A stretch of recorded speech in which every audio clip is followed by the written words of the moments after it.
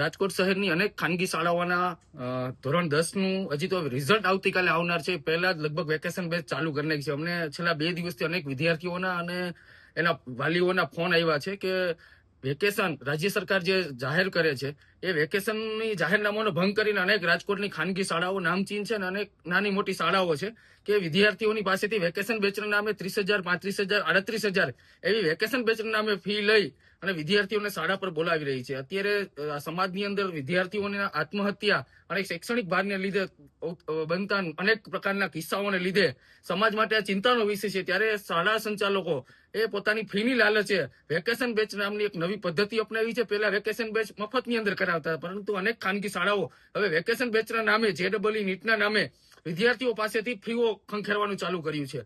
ગઈકાલે બરોડા ડીઓએ આ પ્રકારનો પરિપત્ર કર્યો છે કે કોઈ પણ ખાનગી શાળા વેકેશન દરમિયાન ચાલુ રહેશે અથવા તો શૈક્ષણિક કાર્ય ચાલુ રહેશે તેની ઉપર કાર્યવાહી કરવામાં આવશે, દંડ આપવામાં આવશે, તેમજ ડીઓ દ્વારા શૈક્ષણિક જે ચેકિંગ આવે સરપ્રાઇઝ એ કરવામાં આવશે. એટલે આજે અમે રાજકોટ જિલ્લા શિક્ષણ અધિકારીની આ બાબતે રજૂઆત કરી છે કે છેલ્લા 2 દિવસથી અનેક વિદ્યાર્થીઓના અને વાલીઓના ફરિયાદ આવે છે કે ભાઈ વેકેશન એ વિદ્યાર્થીઓને પારિવારિક લાગણીઓ માટે અને બહાર ફરવા પરિવાર માટે જવા માટે તણાવ મુક્ત થવાનો સમય છે અને રાજ્ય સરકાર વેકેશન બહાર પાડતી હોય તો એના માટેનો કોઈ આશ્રય હોય, એના કોઈ કારણો હોય.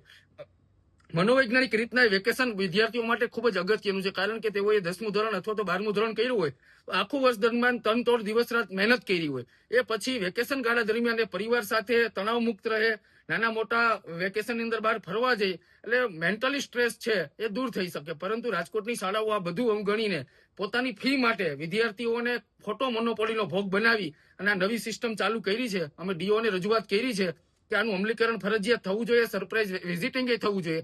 જો આ નહીં થાય તો આવનારા સમયની અંદર જે શાળાઓ વેકેશનની અંદર ચાલુ હોય છે ત્યાં અમારે હલ્લાબોલની જરૂર પડશે તો અમે કરવાના છે.